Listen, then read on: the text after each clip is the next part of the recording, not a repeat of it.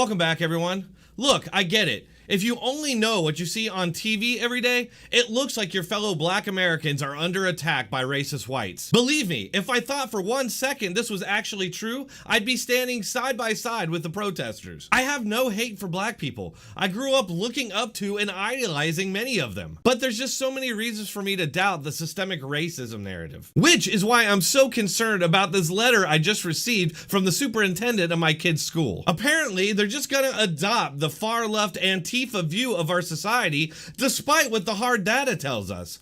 From the letter, I have done a lot of thinking and contemplating about the events that have taken place in America since the tragic deaths of George Floyd, Breonna Taylor, and Ahmaud Arbery. I can't stop thinking about these individuals, their families, their friends, and their communities. I truly hurt for them. I have had many different thoughts and feelings. I usually keep my opinions to myself, but I feel the need to speak up.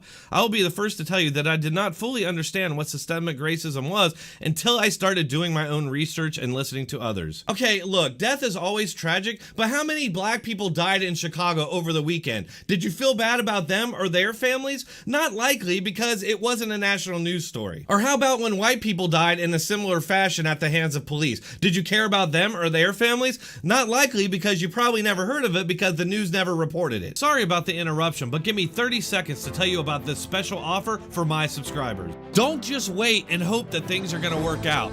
Be proactive and make sure that you and your family won't have to worry about food shortages. And I trust and use My Patriot Supply. You can too. Take action so you're ready for what's coming and save $70. Those that know what's coming are preparing. Go to preparewithdronetek.com. Anyway, back to the letter. When I read a letter from my colleague about his fears of how this country feels about him and his family because of the color of their skin and wonders if our country or system is designed to protect them, it hit me hard. Reflecting on his reality and the senseless death in the last few weeks, I have realized it is time to wake up and understand what is and has been going on in America. I will not pretend to have the answers, but we can no longer hide from the fact that systemic racism is real and having a negative impact on our society. We must do a better job of listening, educating, and becoming aware of the issues and act against racism. There is no simple answer, and it will take time for change to occur. But the sooner we start the conversations, no matter how challenging, the quicker change will start to occur.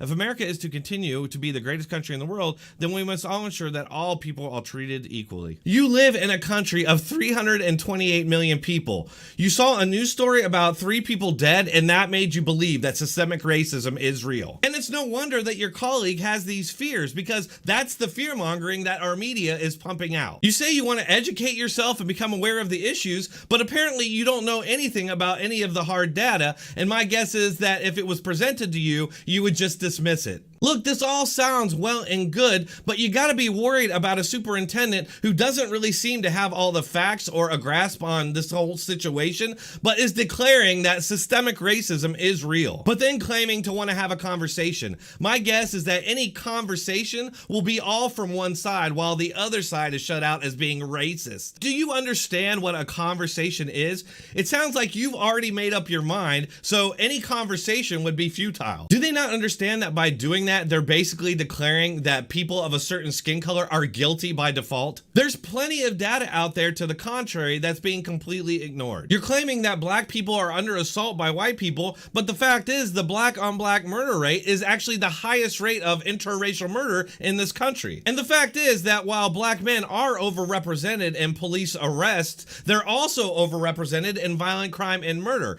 And this is all backed up not only by FBI arrest stats, but by victim survey of black victims. Another factor they're ignoring is that it seems to be mostly men targeted by the police. Is this because the system is systemically sexist, or is it because men are mostly the ones committing violent crime and murder? I sent the superintendent a response, and here's some of that. Actually, there's plenty to argue about on this topic. There are many other factors at play that are being ignored for the purposes of pushing a political narrative.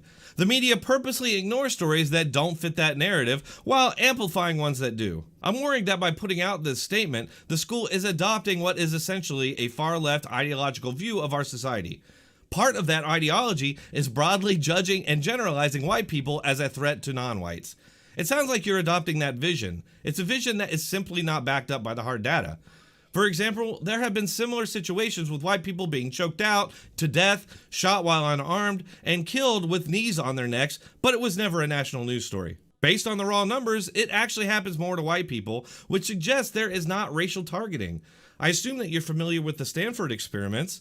They suggest that people in positions of authority will inevitably become corrupt, and it has nothing to do with race. There is clearly an issue with police brutality and general ignorance of constitutional rights, but there's no hard evidence that the entire system or a majority of the police are racist, or that it's specifically targeting Black Americans. I then go about talking about the crime stats and how these stats might show another reason why there's negative interactions with the police that don't have anything to do with race. I'm only citing this to show you that there are other factors at play here that are being ignored in place of pushing a political narrative of systemic racism. This is not an excuse for police brutality or so-called over-policing, but it does provide context. It bothers me that we're not really allowed to talk about these topics honestly with the actual data. A narrative is being pushed through with strong-arm tactics, despite there being plenty of data to have a conversation about. School should be a place to discuss these things open and honestly, but it appears that you're just acquiescing to regurgitating rhetoric. Black lives definitely matter, but let's look at the full picture openly and honestly. Let's not broadly and unfairly judge this situation. There's clearly data that you're not considering for whatever reason. My concern is that you're actually going to start judging students and accusing them of being responsible for things they are not responsible for purely based on their skin color. And of course, I provided plenty of sources to back up everything I was saying, but still, I'm concerned about the response my email might have. And the fact that I even have to worry about that in the first place. This is frightening to me because school should be a place of learning, discovery, discussion, research, but instead they're quickly looking more and more like far-left re-education camps. Once you adopt this ideology, you're gonna have to follow it to its conclusion. And this ideology has a clear enemy, and that's white people. Can my child even get an actual education there anymore?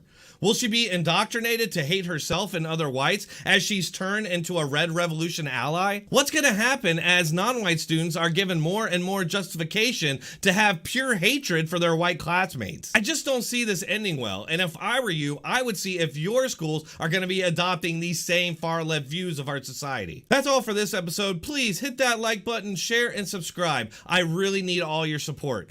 If you'd like to support this channel further, you can do so on one of these platforms. You can find all the links in the description or pinned comment. Thanks for watching. Keep coming back.